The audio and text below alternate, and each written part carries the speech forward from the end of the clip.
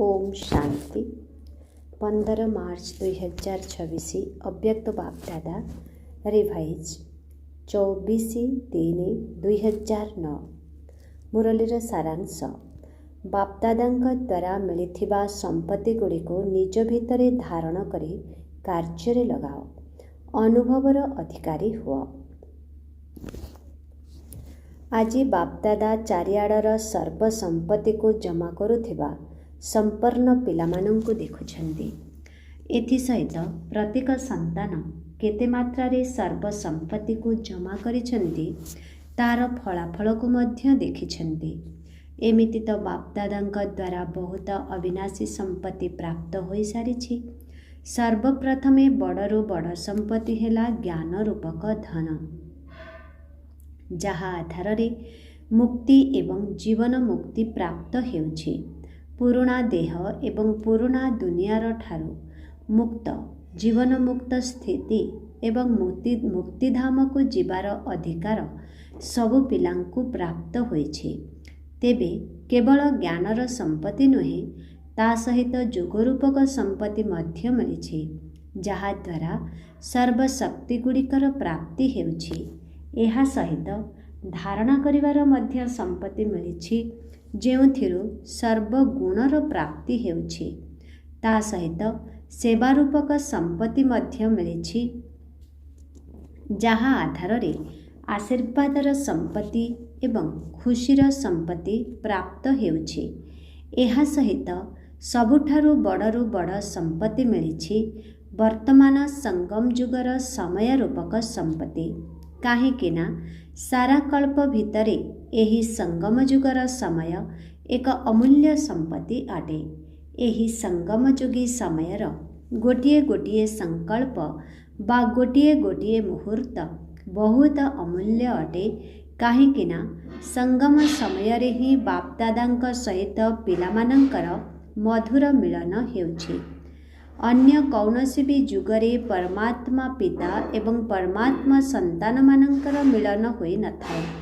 एहा सहित संगम समय रे ही बापदादांक द्वारा सर्व संपत्ति गुड़िक प्राप्त होई थाए।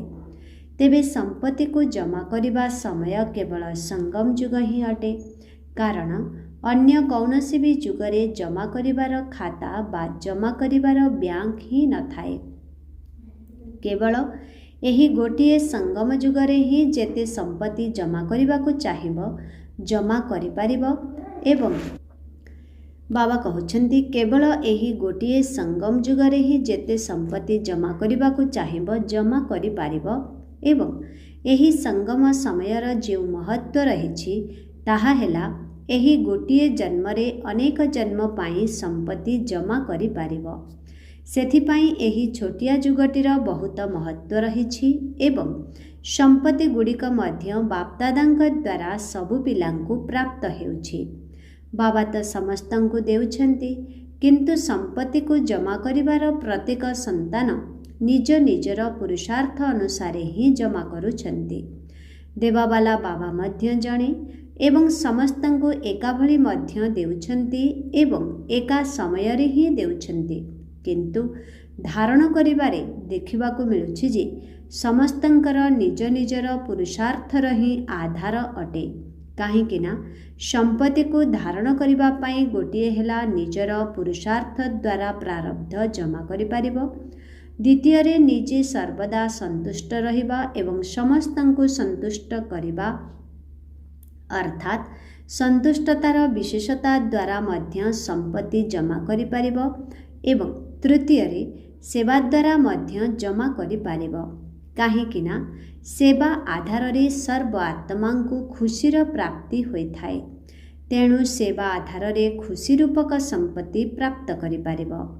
तेणु निजर पुरुषार्थ एवं समस्तंकु संतुष्ट करिबार पुरुषार्थ, तृतीय रे सेवार पुरुषार्थ, एही तीनोटी विधि द्वारा संपत्ति जमा करि पारिबो। तेणु संपत्ति जमा करिबा पाई विशेष करी समस्तंक सहित संबंध संपर्क रे आसीबारे गोटिए हेला निमित्त भाव, निर्माण भाव, निस्वार्थ भाव एवं प्रत्येक आत्मांक प्रति शुभ भावना एवं शुभ कामना रखिबा आवश्यक। जदि सेवा क्षेत्र रे बा संबंध संपर्क रे एही सबु अछि तेबे पुण्यर खाता एवं आशीर्वादर खाता बहुत सहजरे जमा करि पारिबो। एबे बाबा समस्तंकर हिसाब खाता बा चार्ट को देखुथिले। जानिछ सेथिरे कौन देखिले? चारिआडर पिलामानंक भितरे क्रमान्वय हिसाबरे थिबार देखिले। बाबा मध्य जणे देउछन्ति मध्य एक समयरे, किंतु जमा करिबारे दुई प्रकारर पिलामानंकु देखिले। किछि पिला तो जमा करुथिबा संपत्ति को खाई पी समाप्त करि देउछन्ति, आउ किछि पिला जमा मध्य करुछन्ति पुणी खर्च मध्य करुछन्ति, किंतु जमा करिबा उपरे विशेष ध्यान देई ताकू बढ़ाउछन्ति मध्य। तेबे संपत्ति गुडी को वृद्धि करिबार साधन कौन? ताहा हेला जेउ सबु संपत्ति तुमको मिलिछि ताकू समय अनुसारे आसुथिबा परिस्थिति हिसाब रे कार्य लगाइबा। जेउ माने ताकू कार्य लगाउछन्ति निजर स्वस्थिति द्वारा परिस्थिति को बदलाई पारुछन्ति सेहि मानंकर ही जमा हेउछि, किंतु जेउ माने ताकू कार्य लगाउ नाहंती सेमानंकर जमा मध्य हेउ नाही। तेणु समस्ते निजे निजको पचार जे आवश्यक समय रे निज प्रति बा अन्य मानंक प्रति कार्य लगाउछि तो? कारण जेते जेते कार्य लगाइब सेही अनुसारे संपत्ति बढ़ी बढ़ी चलिब। काहीकिना संपत्ति को कार्य लगाइबा द्वारा अनुभव होई चलिब एवं तुम भितरे अनुभवर अधिकारी पणिया मध्य आसीजिब। तेणु चेक कर एवं निजे निजको पचार जे मो पाखरे सर्व संपत्ति जमा अछि तो एवं एहाको वृद्धि करिवार साधन को मु यथा समय रे कार्य रे लगाउछि तो? अनुभवर अधिकारी पणियार वृद्धि हेउछि तो? काहीकिना सबु प्रकारर अधिकारी पणिया भितरे अनुभवर अधिकारी पणियार गायन सबुठारो अधिक अटे। तेणु प्रत्येकंको निजर खाता को बढ़ाइबार अछि एवं चेकिंग मध्य करिबार अछि। काहीकिना एबे मध्य समय अछि निजको चेक करी एबे भी संपत्ति को बढ़ाई पारिबो। एबे तो सुजोग अछि, आगको तो सुजोग ही समाप्त होई जिवो। संपत्ति को बढ़ाइबा पाई चाहिले मध्य बढ़ाई पारिबो नाही। बाप दादा देखुछन्ति संपत्ति मध्य मिलुछि एवं खुशी खुशी रे ताकू निज भितरे समाहित करिबा पाई चेष्टा मध्य करुछन्ति, किंतु संपत्ति जेतेबेले मिलुछि मुरली द्वारा ही संपत्ति मिलुछि। तेणु दुई प्रकारर पिला अछन्ति, किछि हेले केवल शुणिबा वाला एवं आउ किछि शुणिबा सहित ताको जीवन रे आपणाई नेला वाला। केतेक पिला मुरली को शुणी बहुत खुशी होई थांती, किंतु शुणिबा एवं निज भितरे समाहित करि नेबा दुईटी भितरे बहुत फरक रहिछि। तेणु समाहित करिबा वाला पिला माने अनुभवी होई चली थांती, काहीकिना जीवन रे आपणाई नेबा अर्थात बुद्धि रे धारण करिथिबा ज्ञान समय अनुसारे कार्य रे लगाई थांती एवं संपत्ति को बढ़ाई चली थांती। शुणिबा वाला पिला माने केवल वर्णना करि थांती, बहुत भल सुनाइले, बाबा बहुत भल कथा कहिले, किंतु ताको बुद्धि रे धारण करिबा बिना ज्ञान को यथा समय रे कार्य रे लगाई पारिबो नाही। तेणु तुमे समस्ते निजको चेक कर, मु समाहित करिबा वाला अटे तो? जदि टिकिए भी कमी रहिथिबो, भरपूर होई नथिबो, तेबे निश्चित हलचल हेबो। जदि पूर्ण रूप रे समाहित करि नेइथिबो, तेबे हलचल होई पारिबो नाही।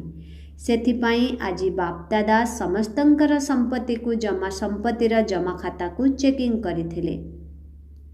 तेबे सुनाइलु ना दुई प्रकारर पिला अछन्ति। एबे समस्ते निजे निजको चेक कर, मु किए? संपत्ति को बढ़ाइबा अर्थ यथा समय रे कार्य रे लगाइबा। जेते जेते कार्य रे लगाई चलिथिबो सेतिकी सेतिकी बढ़ी चलिथिबो। काहीकिना जहाँ भी संपत्ति गुड़िक रहिछि तार मालिक ही ताकू कार्य रे लगाइबो। संपत्ति निजे निजकु कार्य लगाई पारिब नाही। तेबे समस्तंकु सर्वसंपत्ति बाबा ही पैतृक संपत्ति रूप में देइछन्ति। तेणु बाबांकर संपत्ति को निजर संपत्ति करि नेबा एथिपाई समस्तंकु निज उपरे ध्यान देबाकु पड़िबो। काहेकि ना जीए जेतिकी संपत्ति रे भरपूर होइथिबो सेतिकी ही भरपूर अवस्थारे अचल अटल होइथिबो। तेणु बापदादा चाहुछन्ति जे मोर प्रत्येक संतान संपन्न होई जांतु, कम न हुअन्तु। काहेकिना बाबांक द्वारा अविनाशी खाता जमा हेबार सुजोग केवल एबे ही मिलुछि। सेथिपाई कुहा जाइछि जे एबे नुहे तो केबे नुहे, एहा केवल संगम समय पाई ही गायन हेउछि। भविष्यतरे तो जहा जमा करिथिब तार फल ही प्राप्त करिब, किंतु प्राप्तिर समय केवल एबे ही अटे। तेणु समस्तंकु निजर खाता को देखिबार अछि। जहार भंडार जेतिके भरपूर होइथिब तार नयनरु चालीचलनरु एवं चेहरारु ही जना पड़िबो। तार चालीचलन एवं चेहरा एपरि लागिब जेपरि पूर्ण प्रस्फुटित गुलाब फूल अटे। तेणु बापदादा प्रत्येकंकर चालीचलन एवं चेहरा द्वारा देखि थांती जे इए केते हर्षित एवं केते खुशीबासिया स्थिति रे रहुछि। नयन द्वारा आत्मिक भाव, चेहरा द्वारा स्मित हास्य एवं कर्म द्वारा प्रत्येक गुण समस्तंकु अनुभव हेउछि। तो एबे समस्ते निजे निजकु चेक कर। बापदादांकर प्रत्येक संतान प्रति एही शुभ भावना रहिछि जे प्रत्येक संतान अनेक आत्मांकु एही भली सर्वसंपत्ति रे संपन्न करि दियंतु। आज विश्वर आत्मा माने समस्ते एही कथा चाहुछन्ति जे किछि ना किछि आध्यात्मिक शक्ति मिली जाऊ एवं आध्यात्मिक शक्तिर दाता केवल तुमे ब्राह्मण आत्मा माने ही अट। काहेकि ना होलीएस्ट अर्थात श्रेष्ठ पवित्र एवं हाईएस्ट अर्थात सर्वोच्च एवं रिचेस्ट अर्थात श्रेष्ठ संपत्तिवान तुमे ब्राह्मण आत्मा माने ही अट। सबु आत्मा मानंक ठारू होलीएस्ट मध्य तुमे माने ही अट। तेणु तुम आत्मा मानंकर जेउ भली विधिपूर्वक पूजा करा जाउछि आउ कहार भी सेही भली हेउ नाही।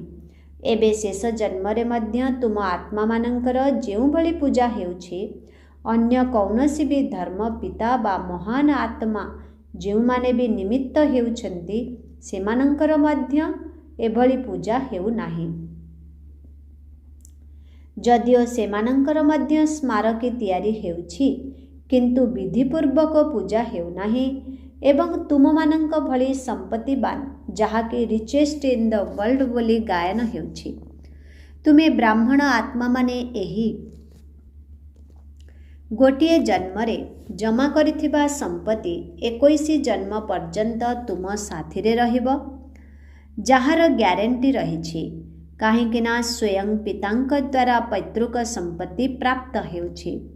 तेणु बाबा जेपरी अविनाशी अटंती सेहीपरि बाबांक द्वारा मिलिथिबा संपत्ति मध्य अविनाशी होई जाउछि। सेथिपाई रिचेस्ट इन द वर्ल्ड एवं होलीएस्ट इन द वर्ल्ड होई जाउछ। तेबे समस्ते निजको एही भली विशेष सेवाधारी मने करुछ त आजिर समय अनुसार विश्वर आत्मा मानंकु केउ जिनिसर आवश्यकता रहिछि जानिछ त। आज विश्व को खुशी शक्ति एवं स्नेहर आवश्यकता रहिछि। समस्ते आत्मिक स्नेह चाहुछन्ति। तेणु तुमे ब्राह्मण आत्मा माने एबे समय अनुसारे दाता हुआ। मनर संकल्प द्वारा शक्तिर दान कर, वाणी द्वारा ज्ञानर दान कर एवं कर्म द्वारा गुणर दान कर। ब्रह्मा बाबा अंतिम समय रे तीनोटी शब्द सबु पिलांकु उपहार रूप रे देइथिले। मने अछि त? मने अछि ना? तेबे एही तीनोटी जाक शब्द को जदि सेवारे लगाइब ताहा हेले बहुत आत्मांकु संतुष्ट करि पारिब। यही तीनोटी शब्द हेला निराकारी, निरहंकारी एवं निर्विकारी। तेणु संकल्प द्वारा निराकारी, वाणी द्वारा निरहंकारी ଏବଂ କର୍ମ ଦ୍ୱାରା ନିର୍ବିକାରୀ ହୁଅ। ଏହି ତିନୋଟି ଯାକ ଶବ୍ଦକୁ ସେବାରେ ଲଗାଅ। ଏବେ ବିଶ୍ୱକୁ ତୁମମାନଙ୍କର ଶକ୍ତି ଦ୍ୱାରା ଟିକିଏ ଆନ୍ତରିକ ଆନନ୍ଦ ତଥା ସୁଖର ପ୍ରାପ୍ତି ହେବା ଦରକାର, କାରଣ ସମସ୍ତେ ନିରାଶ ହୋଇଗଲେଣି ଏବଂ ତୁମେମାନେ ହିଁ ସାରା ବିଶ୍ୱ ପାଇଁ ଆଶାର ତାରକା ଅଟ ଏବଂ ବାପଦାଦା ସବୁ ପିଲାଙ୍କୁ ନିଜର ଆଶାର ତାରକା ରୂପରେ ମଧ୍ୟ ଦେଖୁଛନ୍ତି। କେବଳ ଭରସାର ତାରକା ନୁହେଁ, କିନ୍ତୁ ସବୁ ଆଶାକୁ ପୂର୍ଣ୍ଣ କରୁଥିବା ଆଶାର ତାରକା ମଧ୍ୟ ଅଟ। ତେବେ ବାପଦାଦାଙ୍କ ପାଖରେ ପିଲାମାନଙ୍କର ସ୍ନେହ ସଦାସର୍ବଦା ପହଞ୍ଚିବାରେ ଲାଗିଛି ଏବଂ ସବୁଠାରୁ ସହଜ ପୁରୁଷାର୍ଥ କ'ଣ? ପୁରୁଷାର୍ଥ ତ ଭିନ୍ନ ଭିନ୍ନ ପ୍ରକାରର ଅଛି, କିନ୍ତୁ ସବୁଠାରୁ ସହଜ ପୁରୁଷାର୍ଥ ହେଲା ସ୍ନେହ। ସ୍ନେହରେ ମେହନତ ମଧ୍ୟ ମୋହବତ ଅର୍ଥାତ୍ ପ୍ରେମରେ ରୂପାନ୍ତରିତ ହୋଇଯାଏ। ତେଣୁ ବାବାଙ୍କର ସ୍ନେହୀ ହେବା ଅର୍ଥ ସହଜ ପୁରୁଷାର୍ଥ କରିବା। ସ୍ନେହ କରିବାରେ ତ ତୁମେମାନେ ନିଜକୁ ସ୍ନେହୀ ଆତ୍ମା ମନେ କରୁଛ। କେବେ କେବେ ବାଲା ନୁହେଁ, ସଦା ସ୍ନେହୀ। ଯେଉଁମାନେ ନିଜକୁ ସର୍ବଦା ସ୍ନେହର ସାଗରରେ ସମାହିତ ହୋଇଥିବାର ମନେ କରୁଛନ୍ତି, ସବୁବେଳେ ବୁଡ଼ି ରହିବା ବାଲା, ବୁଡ଼ ପକାଇ ଉଠି ଆସିବା ବାଲା ନୁହେଁ, ପୁରା ବୁଡ଼ି ରହିଲା ବାଲା।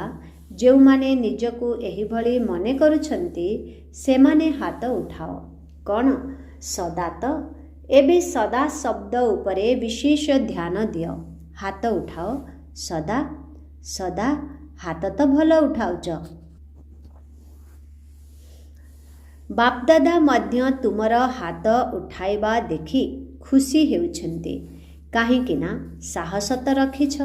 ଯଦି କିଛି କମି ମଧ୍ୟ ହୋଇଯିବ, ତେବେ ମନେ ତ ପଡ଼ିବ ଯେ ମୁଁ ହାତ ଉଠାଇଥିଲି, କାହିଁକି ନା ବାପଦାଦାଙ୍କର ସବୁ ପିଲାଙ୍କ ପ୍ରତି ଅତି ସ୍ନେହ ରହିଛି।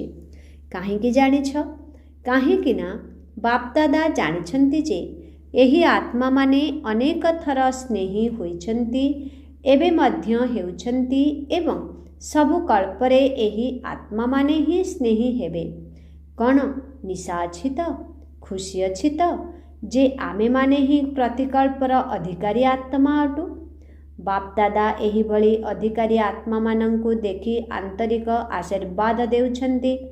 ସର୍ବଦା ଅକ୍ଳାନ୍ତ ହୋଇ ଉଡ଼ି ଚାଲ। କେବେ ବି ଯଦି କୌଣସି ପ୍ରକାରର ପରିସ୍ଥିତି ଆସୁଛି, ତେବେ ନିଜର ସ୍ୱସ୍ଥିତିକୁ ତଳ ଉପର କର ନାହିଁ।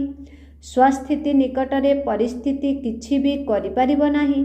ଆଚ୍ଛା, ପ୍ରଥମ ଥର ପାଇଁ କେଉଁମାନେ ଆସିଛନ୍ତି, ସେମାନେ ହାତ ଉଠାଅ। ବହୁତ ଆସିଛନ୍ତି। ବାପଦାଦା ପ୍ରତ୍ୟେକ ସନ୍ତାନ ଉପରେ ଗର୍ବ କରୁଛନ୍ତି। ବାଃ, ମୋର ସନ୍ତାନମାନେ ବାଃ। ଯେପରି ତୁମେମାନେ ମନ ଭିତରେ ଗୀତ ଗାଉଛ ନା? ତୁମେମାନେ ମନ ଭିତରେ ଗୀତ ଗାଉଛ ନା? ବାଃ ବାବା ବାଃ, ମେରା ବାବା ବାଃ ର ଗୀତ ଆପେ ଆପେ ବାଜୁଛି। ସେହିପରି ବାବା ମଧ୍ୟ ପିଲାମାନଙ୍କ ପାଇଁ ଏହି ଗୀତ ଗାଉଛନ୍ତି ଯେ ବାଃ, ମୋର ପ୍ରତ୍ୟେକ ସନ୍ତାନ ବାଃ। କାହିଁକି ନା ବାବାଙ୍କୁ ମଧ୍ୟ ଗୋଟିଏ କଳ୍ପ ପରେ ତୁମେମାନେ ମିଳିଛ ଏବଂ ତୁମେ ସମସ୍ତେ ବିଶ୍ୱ ସମ୍ମୁଖରେ ମହାନ ଅଟ। ତେଣୁ ବାବା ମଧ୍ୟ ଏହି ଗୀତ ଗାଉଛନ୍ତି ଯେ ବାଃ ପିଲାମାନେ ବାଃ, ବାଃ ବାବା ବାଃ ଅଟନା, ବାଃ ବାଃ ପିଲାମାନେ ଅଟନା, ବାଃ ବାଃ ପିଲାମାନେ ହାତ ଉଠାଅ। ତେଣୁ ସର୍ବଦା ଏହି କଥା ମନେ ରଖ ଯେ ଆମେ ବାଃ ବାଃ ସନ୍ତାନ ଅଟୁ। ଯଦିଓ ସମସ୍ତେ ପୁରୁଷାର୍ଥୀ ଅଟ, କିନ୍ତୁ ବାଃ ବାଃ ସନ୍ତାନ ଅଟ। ବାବାଙ୍କର ବାଃ ବାଃ ସନ୍ତାନମାନେ ବାବାଙ୍କ ସାଥିରେ ହିଁ ଘରକୁ ଯିବେ, ରହି ତ ଯିବ ନାହିଁ ନା? ବାବା ତ କହୁଛନ୍ତି ସମସ୍ତଙ୍କୁ ସ୍ନେହ ରୂପକ କୋଳରେ ବସାଇ ସାଥିରେ ନେଇଯିବି। ସେଥିପାଇଁ ପ୍ରସ୍ତୁତ ଅଛ ତ? ଅଛ ତ? ରାସ୍ତାରେ ଅଟକି ଯିବ ନାହିଁ ତ? ସାଥିରେ ହିଁ ଯିବ, କାହିଁକି ନା ତୁମେମାନେ ପ୍ରତିଜ୍ଞା କରିଛ। ତେଣୁ ପ୍ରତିଜ୍ଞାକୁ ପାଳନ କରିବା ବାଲା ଅଟ। ଏବେ ବାପଦାଦା ଏହି କଥା ଚାହୁଁଛନ୍ତି ଯେ ନିଜର ଫରିସ୍ତା ସ୍ୱରୂପକୁ ଜାଗ୍ରତ କର। ଚାଲିବା ବୁଲିବା ସମୟରେ ଫରିସ୍ତା ପୋଷାକଧାରୀ ସ୍ୱରୂପର ଅନୁଭବ କରାଅ। ବାପଦାଦା ତ ଡ୍ରିଲର ଅଭ୍ୟାସ ଶୁଣାଇଛନ୍ତି ନା? ବସ୍ତ୍ର ବଦଳାଇବାର ଅଭ୍ୟାସ ତ ଅଛି ନା? ଯେପରି ଶରୀରର ଡ୍ରେସ୍ ବଦଳାଉଛ, ସେହିପରି ଆତ୍ମାର ଫରିସ୍ତା ସ୍ୱରୂପକୁ ବାରମ୍ବାର ଅନୁଭବ କ'ଣ ଫରିସ୍ତା ଡ୍ରେସ୍ ପସନ୍ଦ ତ? ଯେପରି ବ୍ରହ୍ମା ବାବା ଅବ୍ୟକ୍ତ ଫରିସ୍ତା ରୂପରେ ବତନରେ ବସିଛନ୍ତି, ସେହିପରି ତୁମେମାନେ ମଧ୍ୟ ନିଜର ପିତାଙ୍କ ଭଳି ଚାଲିବା ବୁଲିବା ସମୟରେ ଫରିସ୍ତା ରୂପରେ ନିଜକୁ ଅନୁଭବ କର। କାହିଁକି ନା ଫରିସ୍ତା ସ୍ୱରୂପ ହେଲେ ଯାଇ ଦେବତା ହେବ। ଯେପରି ବାବାଙ୍କର 3ଟି ରୂପକୁ ମନେ ରଖିଛ ନା, ପିତା, ଶିକ୍ଷକ ଏବଂ ସତଗୁରୁ, ସେହିପରି ତୁମେମାନେ ମଧ୍ୟ ନିଜର 3 ରୂପକୁ ମନେ ପକାଅ।